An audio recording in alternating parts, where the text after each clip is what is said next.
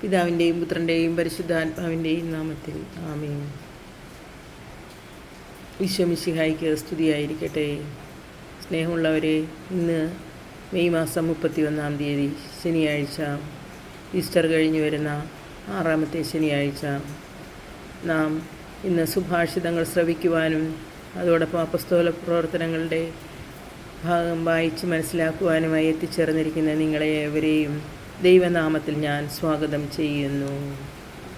നമുക്ക് ഇന്നത്തെ ശുശ്രൂഷകളിലേക്ക് കടക്കാം. പ്രത്യാശയോടുകൂടി നമ്മുടെ നിയോഗങ്ങൾ സമർപ്പിക്കാം.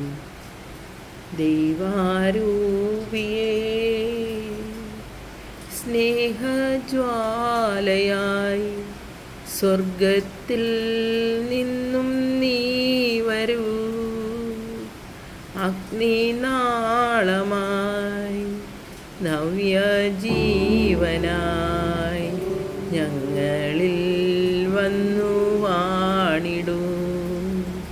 സ്ലീഹന്മാരിൽ നിറഞ്ഞപ്പോൾ ശക്തിയേകി നയിക്കേണേ. സങ്കീർത്തനങ്ങൾ 33:4. കർത്താവിൻ്റെ വചനം സത്യമാണ്, അവിടുത്തെ പ്രവൃത്തി വിശ്വസനീയമാണ്. സങ്കീർത്തനങ്ങൾ 33:4. കർത്താവിൻ്റെ വചനം സത്യമാണ്, അവിടുത്തെ പ്രവൃത്തി വിശ്വസനീയമാണ്. ഇന്ന് സുഭാഷിതങ്ങൾ അധ്യായം 31 ലെമുവേലിൻ്റെ സൂക്തങ്ങൾ എന്ന ശീർഷകമാണ്. അപ്പസ്തോല പ്രവർത്തനങ്ങൾ അധ്യായം 13 ബാർണബാസും സാവൂളും അയക്കപ്പെടുന്നു എന്ന ഭാഗവും നമുക്ക് ശ്രവിക്കാം. സാധിക്കുന്നവർ വിശുദ്ധ ഗ്രന്ഥം കയ്യിലെടുക്കുക, ആ ഭാഗം നോക്കി വായിക്കുകയും ചെയ്യാം. എന്നോടൊപ്പം ദൈവവചന വായനയിൽ പങ്കാളികളാവുകയും ചെയ്യാം. സുഭാഷിതങ്ങൾ അധ്യായം 31 ലെമുവേലിൻ്റെ സൂക്തങ്ങൾ. മാസാരാജാവായ ലെമുവേലിൻ്റെ വാക്കുകൾ. ഇവ അവനെ അമ്മ പഠിപ്പിച്ചതാണ്. ആറ്റുനോറ്റിരുന്ന എൻ്റെ വയറ്റിൽ പിറന്ന മകനെ, എന്താണ് ഞാൻ നിന്നോട് പറയേണ്ടത്? നിന്റെ പൗരുഷവും കഴിവുകളും രാജാക്കന്മാരെ പാട്ടിലാക്കി നശിപ്പിക്കുന്ന സ്ത്രീകൾക്ക് വേണ്ടി ദൂർത്തടിക്കരുത്. അല്ലയോ ലമുവേൽ, വീഞ്ഞ് രാജാക്കന്മാർക്ക് ചേർന്നതല്ല.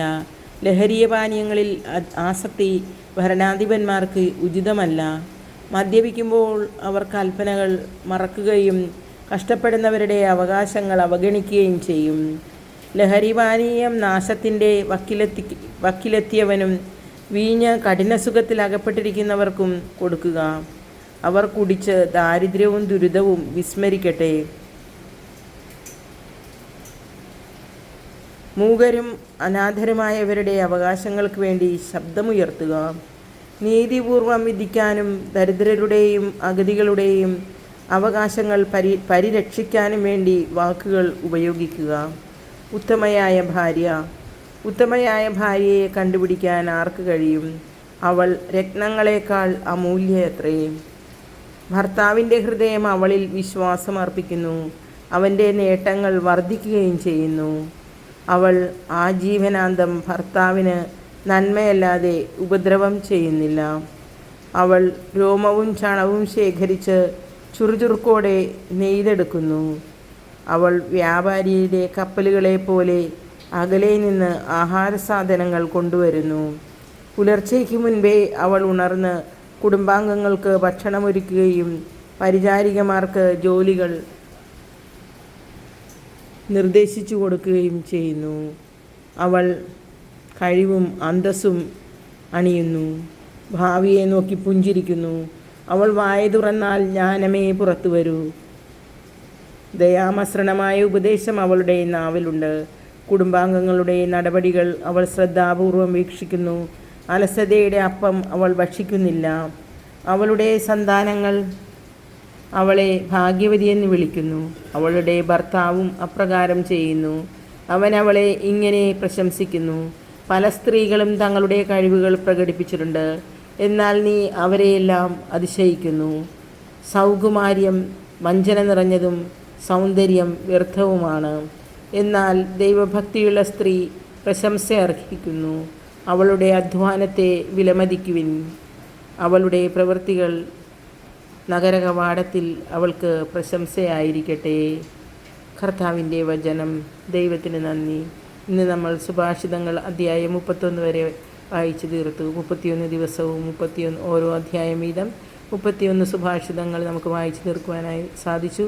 31ാമത്തെ സുഭാഷിതത്തോടുകൂടി സുഭാഷിതങ്ങൾ എന്ന പുസ്തകം അവസാനിക്കുകയാണ്. നാളെ നമുക്ക് അപ്പസ്തോല പ്രവർത്തനങ്ങളുടെ ബാക്കി ഭാഗങ്ങൾ മാത്രം വായിച്ചു തീർക്കാം. കർത്താവിൻ്റെ വചനം. ദൈവത്തിന് നന്ദി. അടുത്ത ഭാഗത്തേക്ക് നമുക്ക് കിടക്കാം. അപ്പസ്തോല പ്രവർത്തനങ്ങൾ അധ്യായം 13. ബർണ്ണബാസും സാബൂളും അയക്കപ്പെടുന്നു. അന്ത്യോക്യായിലെ സഭയിൽ പ്രവാചകന്മാരും പ്രബോധകന്മാരും ഉണ്ടായിരുന്നു. ബർണ്ണബാസ്, നീഗർ എന്ന് വിളിക്കപ്പെടുന്ന ശിമയോൻ, കിറേനക്കാരൻ ലുസിയോസ്, സാമന്തരാജാവായ ഹെറോദേസിനോടുകൂടെ വളർന്ന മനായേൽ, സാവൂൾ എന്നിവർ. അവർ കർത്താവിന് ശുശ്രൂഷ ചെയ്തും ഉപവസിച്ചും കഴിയവേ പരിശുദ്ധാത്മാവ് അവരോട് പറഞ്ഞു, ബർണ്ണബാസിനെയും സാവൂളിനെയും ഞാൻ വിളിച്ചിരിക്കുന്ന ജോലിക്കായി എനിക്ക് വേണ്ടി മാറ്റി നിർത്തുക. ഉപവാസത്തിനും പ്രാർത്ഥനയ്ക്കും ശേഷം അവർ അവരുടെ മേൽ കൈവയ്പ് നടത്തി പറഞ്ഞയച്ചു. കർത്താവിൻ്റെ വചനം. ദൈവത്തിന് നന്ദി. ഈ ദിവസങ്ങൾ അത്രയും സുഭാഷിതങ്ങൾ എന്നോടൊപ്പമായിരിക്കുന്നതിന് നിങ്ങൾക്ക് ഏവർക്കും നന്ദി പറയുന്നു. ഇനി അപ്പസ്തോല പ്രവർത്തനങ്ങളുടെ ബാക്കി ഭാഗം നമുക്ക് പെന്തക്കോസ്ത് ദിനം വരെ വായിച്ച് മനസ്സിലാക്കാം, ശ്രവിക്കാം. അടുത്ത ഭാഗങ്ങളെല്ലാം ദിവസങ്ങളിൽ അപ്പസ്തോല പ്രവർത്തനങ്ങൾ മാത്രം ഓരോ അധ്യായം വെച്ച് വായിച്ചു തീർക്കാനാണ് ഉദ്ദേശിക്കുന്നത്. നിങ്ങളോട് എന്നോടൊപ്പമായിരിക്കുന്നതിന് ഞാൻ നിങ്ങൾക്ക് നന്ദി പറയുന്നു. ഇനിയുള്ള ദിവസങ്ങളിലും എന്നോടൊപ്പം ആയിരുന്നു കൊണ്ട് വചനവായനയിൽ നമുക്ക് മുന്നേറാം. വചനത്തിനായി നാം ചെലവഴിക്കുന്ന ഓരോ മിനിറ്റും ഓരോ നിമിഷവും വിലപ്പെട്ടതാണ് കർത്താവിൻ്റെ മുൻപിൽ. അവിടുന്ന് നമ്മളെ കാത്തുകൊള്ളും. നമ്മുടെ ആവശ്യങ്ങളിൽ നമ്മളോടൊത്തുണ്ടായിരിക്കും. വചനത്തിൻ്റെ ശക്തി നമ്മെ നയിക്കും. നമുക്ക് പ്രത്യാശയുള്ളവരായിരിക്കാം. ദൈവാനുഗ്രഹമുള്ള ഒരു നല്ല ദിവസം ഞാൻ ആശംസിക്കുന്നു. നിങ്ങൾ ഈ വീഡിയോ മറ്റുള്ളവരിലേക്ക് കൂടി ഷെയർ ചെയ്യുക. നന്ദി. സ്നേഹപൂർവ്വം നിങ്ങളുടെ സ്വന്തം വിക്ടോറിയ ടീച്ചർ.